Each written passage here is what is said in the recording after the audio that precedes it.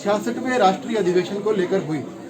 इस राष्ट्रीय अधिवेशन के अंदर हम देखते हैं कि 4 प्रस्ताव वर्तमान परिस्थितियों को देखकर पारित किए जाते हैं। वो प्रस्ताव हमारे आज के समय में युवाओं को ध्यान में रखते हुए, शिक्षा क्षेत्र को ध्यान में रखते हुए और समाज क्षेत्र को ध्यान में रखते हुए पारित किए जाते हैं। जिसमें हमारा पहला प्रस्ताव होता है कि राष्ट्रीय शिक्षा नीति को शीघ्र अतिशीघ्र लागू किया जाए।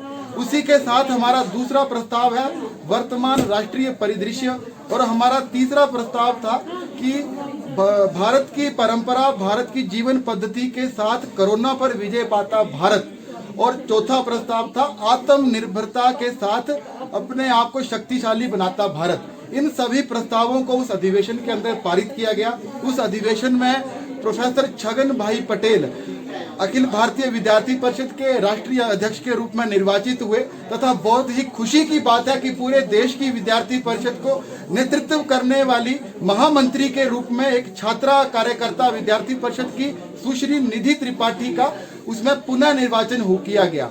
पूरे देश की एबीवीपी को एक छात्रा कार्यकर्ता के द्वारा उस विद्यार्थी परिषद के कार्य को प्रतिनिधित्व करेंगे।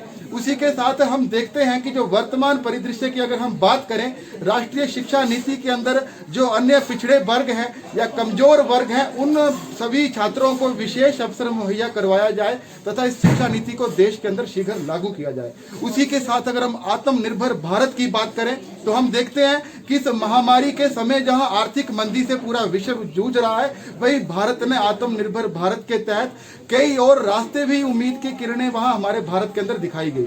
चाहे वो हम बात करें लघु उद्योगों की, किस प्रकार से लघु उद्योगों के माध्यम से भारत के अंदर नए नए रोजगार के अवसर खड़े हुए, किस प्रकार से हम अगर भारत की टॉय मार्केट की बात करें, खिलौना बाजार, वो पहले 10 से 11% का ही भारत के व्यापार में उनका सहभागिता होती थी, लेकिन अब उसकी डबल इस महामारी के दौरान वो दुगनी उसकी सहभागिता भारत के अंदर हुई। उसी के साथ अगर केंद्र सरकार के ऐतिहासिक निर्णयों को देखा जाए, चाहे वो राम मंदिर का निर्णय हो, सीएए की बात हो, धारा 370 की बात हो, इन सभी निर्णयों का विद्यार्थी परिषद ने स्वागत किया।